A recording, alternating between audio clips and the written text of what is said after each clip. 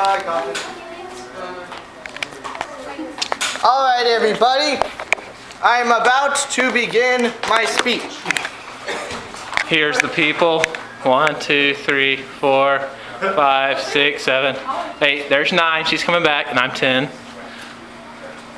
First of all, I would just like to say that we all have problems in life. One of my biggest problems is that I come home from school and I'm really tired after a football game or just have lots of homework, and I just lie down and I start watching TV and I'm like, oh man, I really wish I could reach that soda. But it's all the way at the other end of the room. So and I'm sure, who else has that problem? Yeah? Yeah? Oh well, lots of people. So yeah, we all have this problem of when we lie down and get comfortable, we don't want to get up. So I have a solution here. Recently, I was approached by my school to be the captain of the inaugural robotics team. And I think that robotics is a great way to solve this problem. If you don't want to move, get a robot to move for you. So, let's go over some few basic things. Robots are awesome. I mean, not only are they cool tech gadgets to have around, but they're really practical and functional. So, what are the 3 basic things about robots? Well, one, they have to be mobile. They have to have lots of mobility. So this is the base of a robot that I've constructed, and you can see it has these nice tri-wheel treads. And the reason I chose treads over wheels is because not only are they smoother over bumps, but they can bridge over slight gaps and breaks and obstacles. And it feels like you're riding on a boat. And who doesn't want to be taking a cruise? And so mobility is key. That's why there's these treads on here.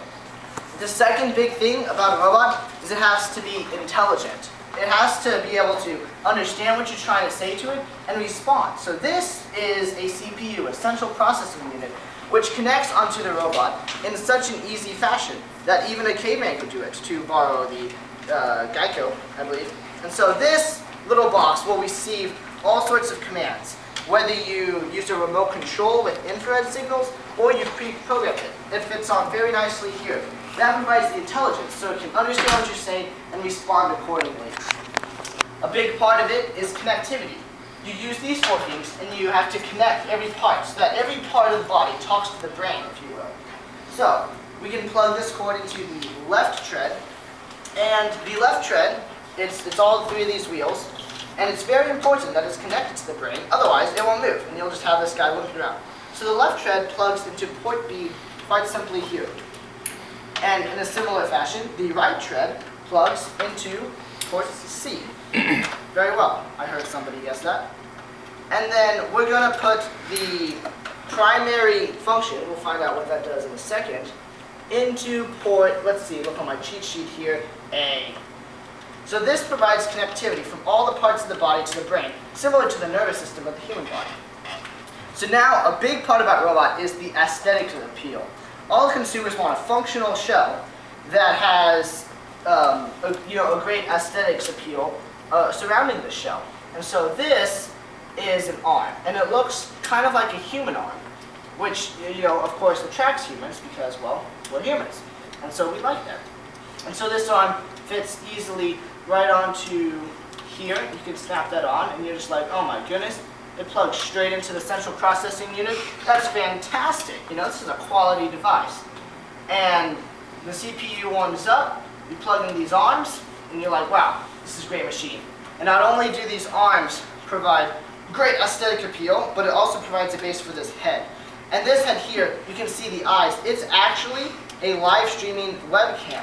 It can connect and film video up to 30 frames per second, record audio, and live stream it all to a predetermined computer or mobile device.